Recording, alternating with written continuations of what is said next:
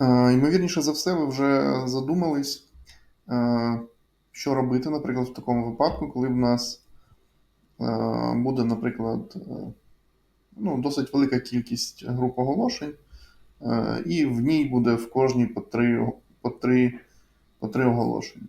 Що нам робити в такому випадку? Вручну робити це досить довго, але є штуки, які нам дозволяють зробити це набагато швидше. Тому не випадково ви заповнювали спочатку всю цю інформацію в Excel, хоча, звісно, можна цього було не робити. Це я роблю для зручності, щоб потім використати, назвемо так, цей шаблон, щоб потім швиденько завантажити рекламні кампанії в рекламний кабінет. Як це робиться? Це просто зараз теорія, щоб ви просто розуміли, що є ще інший спосіб. Ми його будемо розглядати, можливо, аж десь у кінці, тому що це окремий інструмент, який називається Google Ads Editor. Це офлайн-додаток для комп'ютера на базі Windows або Mac OS для офлайн роботи з рекламним кабінетом та з масовими правками. Я переважно його використовую, коли треба щось дуже зробити швидко, коли треба зробити багато, тоді я обираю Google Ads Editor. В цілому я їм користуюсь щодня, тому що завжди є де його використати. Є шаблони. Потім, коли ми дійдемо до безпосередньо роботи з Google Ads Editor, я вам дам декілька шаблонів, які ви зможете використовувати. Наш поточний шаблон буде включати додавання груп оголошень і додавання оголошень. Ми зараз це зробимо по великому рахунку. Просто в нас є там умовно ця таблиця. Я тут назвав колонки таким чином, як вони називаються, щоб система автоматично підтягнула їх. І ми просто зараз за допомогою Ctrl-C, Ctrl-V зробимо трошки вуличної магії. Копіюємо. Оце буде у вас шаблон. Їх буде декілька для різних задач. Там, наприклад, для додавання ключів, для додавання груп оголошень, для додавання масового додавання кампаній, коли в цьому є потреба. Буде такий шаблон для додавання великої кількості оголошень. Наприклад, вчорашній проєкт, що я показував по курсовим роботам в Італії, там 31 група оголошень була, як ви пам'ятаєте, і в кожній групі було по 3 оголошення. Тобто вручну це декілька днів займе.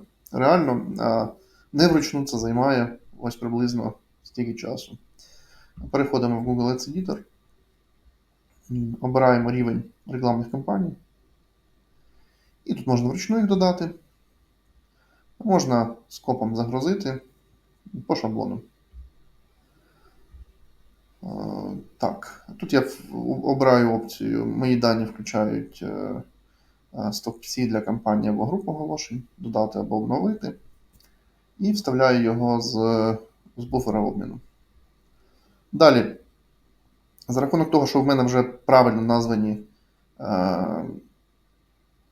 стовпці, то, відповідно, Google вже розуміє, в які колонки треба, точніше, в які колонки треба підтягнути ці дані. Їх можна тут вибрати, поміняти. Інколи буває, що Google їх не розпізнає, але в цілому розпізнає. Є кампанія, є група кампаній, є заголовки, описи і кінцевий URL. Натискаємо. Поїхали. Таким чином, ми пропустили крок зі створенням самих груп оголошень. Бачите, додало 4 групи оголошень, як у нас там є, і 8 оголошень. Завершили і прийняли зміни.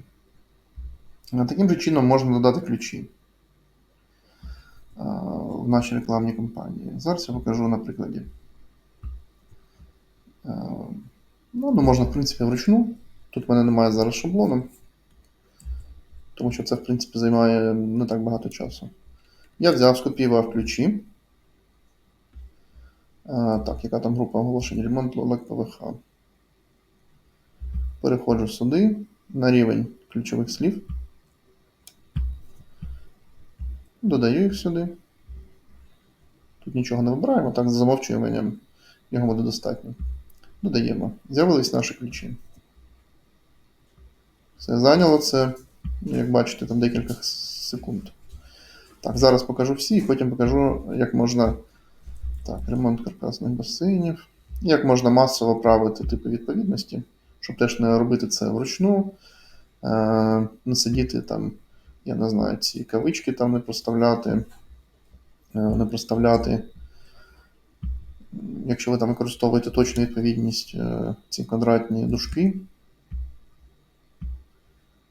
Зараз я додам, тут, в принципі, все легко. Додаємо. Зараз це просто теорія, зараз, ну там, просто щоб було розуміння, як це робиться дуже швидко. Наскільки ви можете оптимізувати свою роботу. Далі ми додали всі ключі. За замовчуванням вони в широкій відповідності. Нам для цього проєкту треба поки фразова відповідність. Що я роблю? Я переходжу на рівень рекламної кампанії. Я бачу всі ключі, які є в рекламній кампанії. Виділяю їх всі і змінюю їм тип відповідності на фразову. Змінив на фразову. Все. Публікую зміни. Зараз ми працюємо в режимі офлайн, і після цього треба завжди опубліковувати зміни. Зараз дивимося, якщо не буде помилок, то вся інформація в нас з'явиться в рекламній кампанії. Ну, тут помилок немає, в принципі, може бути, тому що я цю вже історію обкатував дуже багато разів. Так, оновлюємо. Бачили, нічого не було.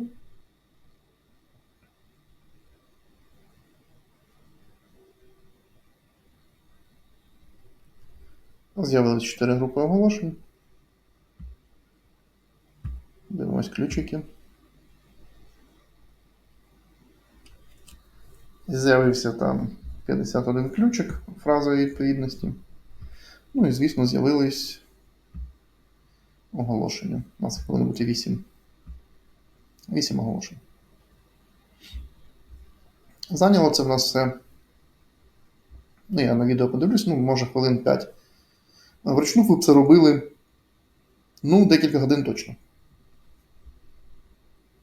На цьому теоретичний урок закінчений.